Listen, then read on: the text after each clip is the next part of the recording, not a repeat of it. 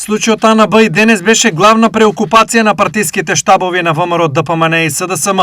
ВМРО ДПМН тврдат дека председателот Мицковски, заедно со новинари и бизнисмени, 5 години незаконски бил следен на сите можни начини од припадници на АНБ.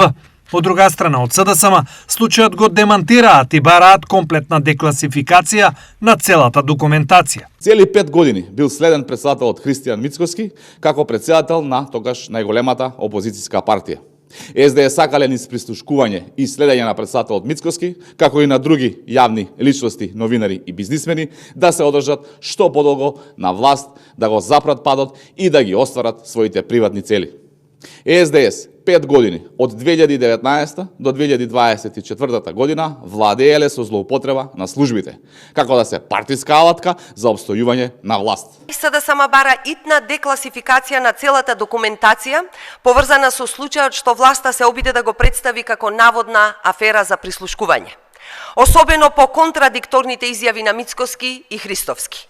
Мицковски вели едно, дека наводно бил прислушуван, а директорот на Агенцијата за национална безбедност го демантира и вели друго, дека станува збор за прибирање информации за таргетирани лица. Кој овде лаже?